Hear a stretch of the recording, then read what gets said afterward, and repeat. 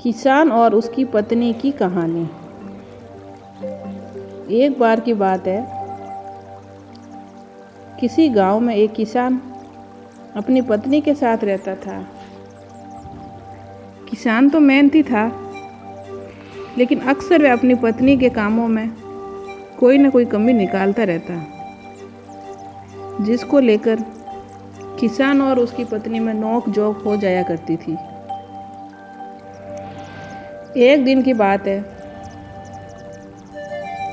हमेशा की तरह किसान ने अपनी पत्नी से कहा, तुम आलसी हो गए हो,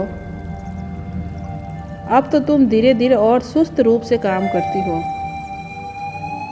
तुम अपना समय खराब करती हो और घर के कामों को लेट करती हो। रोज की ऐसी बातों को सुनकर किसान की पत्नी अपने पति के ऐसे शब्दों से नाराज हो गई और बोली, आप गलत हो जो रोज रोज ऐसे मुझे ये बातें सुनाते हो। यदि ऐसा है तो आप कल घर पर रहो, आपके बदले मैं खेत में जाऊंगी, वहाँ आपका काम करूंगी। क्या आप घर पर रह के मेरा सारा काम करेंगे? पत्नी की ऐसी बातें सुनकर किसान ने खुशी से कहा, ये तो बहुत अच्छा है, मैं घर पर तुम्हारा काम करूँगा। एक दिन तुम खेत के काम करोगी तो पता चलेगा कि कितना मेहनत करना पड़ता है। इसके बाद पत्नी ने अपने किसान पति से कहा, कल जब घर के काम करोगे, सबसे पहले गाय का दूध निकालना है, फिर सारे कपड़े धोने हैं, बर्तन धोने हैं, मुर्गियों का ध्यान रखना है, घर की साफ सफाई करनी है, सूत काटना है। इतना सभी कल काम करना है। फिर अगले दिन किसान की पत्नी सुबह सुबह खेत पर गई और किसान घर के कामों के लिए रुक गया। सबसे पहले उसने एक बर्तन लिया और गाय का दूध निकालने के लिए चला गया। फिर जब उसने गाय का दूध निकालने की कोशिश की, इतने में गाय ने उसे पीछे से जोर से लात मारी।